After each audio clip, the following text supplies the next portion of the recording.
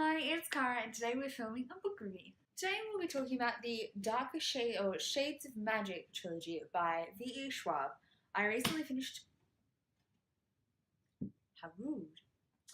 I recently finished the third book in the series. I really enjoyed it, and I thought this was the perfect opportunity to talk about the whole series as a whole, because I don't really know how to review the third book on its own.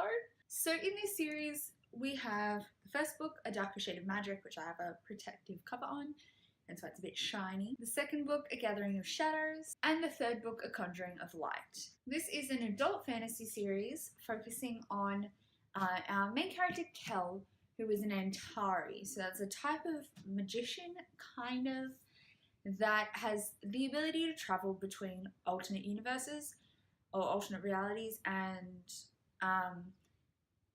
around the same world. So either in the same place between different worlds or around the same world. So there are 4 parallel worlds we have, and they're based around Londons.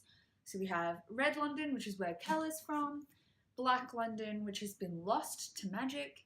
It's kind of overrun the place and then nobody can go there or live there anymore. White London, which is kind of being ravaged in the same way Black London was, but isn't quite as far gone yet. And Grey London, that has no magic at all. Kel's London, Red London, is very rich in magic and is living a great magic life, but in a good way rather than a bad way like White London. Overall, I gave this entire series 5 stars. Every book was a 5-star book. And overall, the series is 5 stars. I also want to really credit it as an overall point for its major plot building. Like, each book progresses so well in the plot and really develops things.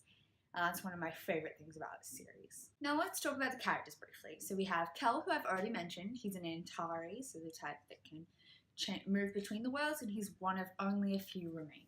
Then there is Rye, who's the Prince of Red London and Kel's brother of sorts. They grew up together in the palace and were raised as brothers, and he serves as Rye's counterpoint, I guess. Both of these characters, I think, were really rich and well developed, and their motives always really made sense to me, and I thought that was really, really interesting, especially their relationship to each other and how that builds across the series. Then we have Lila, our main female protagonist, who is a thief from Grey London, who kind of drops into the story. Kel kind of whisks her away by accident.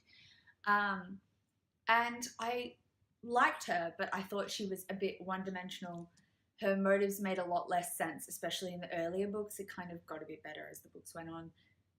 But overall, she was a bit one-dimensional. She was probably my least favourite character in the series, but I still enjoyed her.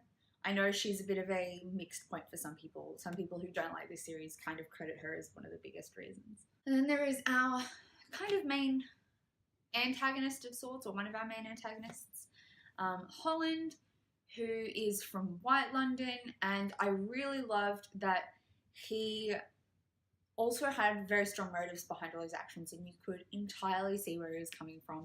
I love that in villains, antagonists, where they don't just seem to come out of nowhere. The development of their story also makes a lot of sense, and I really felt for Holland. Holland was great. And then finally, Alucard, who made his main appearance in the second book. I don't think he was in the first one at all. He comes into the second and third ones amazingly. I think by far he is my favourite character. I won't talk about him too much because spoilers, but he's essentially a pirate captain who Lila meets in the second book, and his relationship in the end to all the characters, and especially to Rye, was like, I lived for it. He was my fave. I loved him the most. More than anyone else, I cared so much about him. Alucard for life. He is my favorite. Talking briefly about the setting for this series, I really liked the 4 Londons and how, although of course they're all London of a sort, they're all very distinct and different from each other, that although they're classified in this colour scheme, it's much richer than that in their differences, and I really kind of understood each of them very well. They're kind of their own characters in a way, these different Londons, and they were fascinating. I loved them. I kind of wish we had more understanding of the backstory to this initial incident which caused Black London to be lost. That's kind of only vaguely mentioned in this story. It's supposed to have happened hundreds of years ago and no one really remembers. And I think that would be fascinating to explore. I have heard there's going to be more books in this world. I don't know whether that explores that fully, but I would love them to because I am fascinated. So some things I really liked about this series, just overall general points, include their representation, particularly of cultures. The culture is really rich in these books. We see different cultures, especially in book 2 and 3 coming in Red London, or yeah, the world of Red London.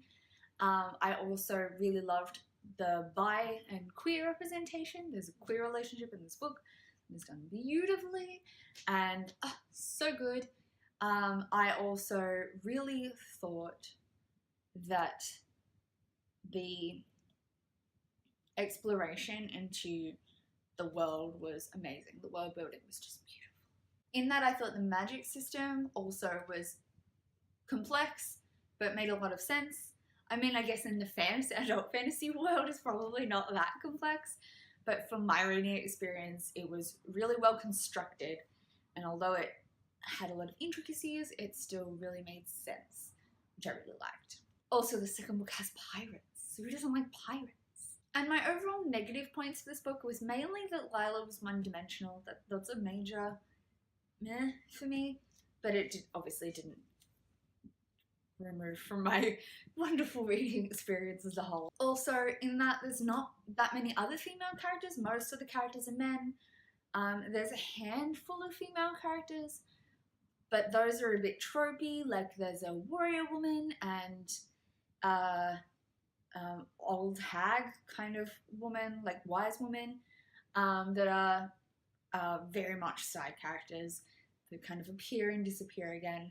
And they were all, yeah, a little tropey because they didn't have a large amount of exploration into them. They kind of just served their purpose and move along.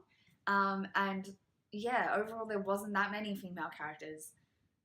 It's definitely a male ensemble cast, which is a bit disappointing, but the queer representation makes up for it. Finally, my final negative comment on these books is that the pace can sometimes be a little strange, especially in this third book is where I noticed it the most, but this is obviously the one I read most recently, where there was large proportions that would go quite slow with not much happening, and then suddenly a lot happened very fast and then back to slow. And like there was a whole section that just kind of seemed like it was there just to serve one purpose, and that kind of slowed everything down. It was like one little plot point was needed for this not 400 words, like 5 chapters, and really everything else slowed. Like there was plot done around that, but the pace really slowed there to get that one plot point, and then it picked back up again. Pacing was a little strange. But it's not that I didn't enjoy the slower paced bits. They just felt a bit out of place, I guess. A little bit strange. Overall, I think this is a gorgeous series with gorgeous writing and amazing characters. And I'm attached. Alakai especially, I already mentioned I'm attached. But yes, I desperately want the next book that's going to be set in this world, and I'm hopeful we'll see some of my favourite characters again. And just, yes, I think lots of people should read this. I know a lot of people have, and I know some people don't like it so much, but a lot of people love it. It's very polarizing, let's say that. But I loved it and would definitely recommend it if the negative points don't immediately turn you off, I guess. It's still a great book. Comment down below if you've read this series and your opinions on it. I would love to chat with you about them. Otherwise, I will see you soon with another video. Thanks. Bye.